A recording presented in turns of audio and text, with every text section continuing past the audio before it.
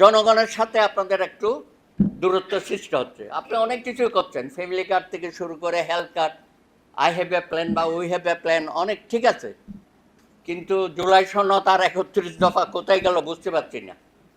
এটা ধীরে ধীরে পদ্মার অন্তরালে চলে যাচ্ছে কিনা, তাই না? আমাদের তো অনেক কিছুই করার ছিল।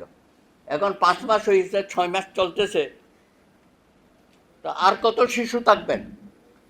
পাকিস্তান তো 24 বছর শিশু রাষ্ট্র বলে চালিয়ে গেছে, আর 55 বছর পরে আপনি 6 মাসে পড়েছেন, আপনি অনেক জনপ্রিয়তা নিয়ে সরকার গঠন করেছেন, প্রত্যেক দিন মানুষ কিন্তু আপনাকে মনিটরিং করছে।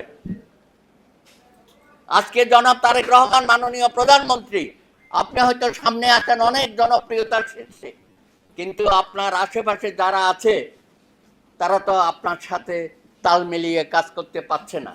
ইতিমধ্যেই অনেক বিতর্কিত লোকজন আমরা দেখতে পাচ্ছি, তাদের বক্তব্যে, তাদের চালচলনে সবাই যেন ক্ষমতা উপভোগ করছে।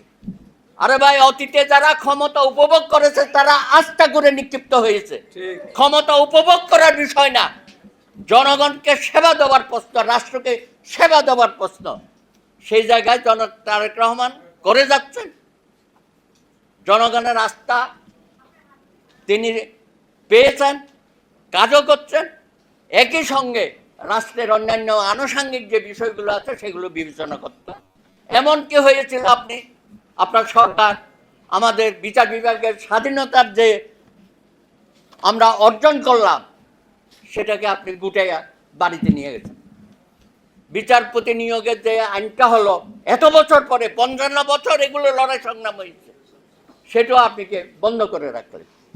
গুম কমিশনের আইন বন্ধ করে রাখলেন, মানবাধিকার কমিশনের আইন বন্ধ করে রাখে। এখন বাংলাদেশে কোনো জাতীয় মানবাধিকার কমিশন নাই। দুদক এখনো আপনি পুনর্গঠন করতে পারেন নাই। তার মানে কি, আবার সেই আগের অবস্থার মধ্যে আমরা চলে যাচ্ছি না? সুতরাং আপনারা, জনগণ এবং তরুণ সমাজ, আপনাদেরকে সব সময় সজাগ থাকতে হবে, ভ্যানগার্ড হিসাবে আপনারা থাকবেন। আমরা চাই না এই সরকার কোনোভাবে ব্যর্থ হতে দেওয়া যাবে না।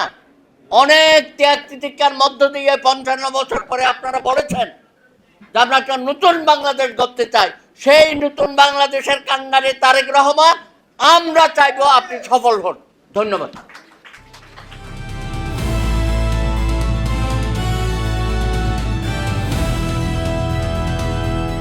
দিনাজপুর টিভি, মানুষের জীবনের কথা বলে।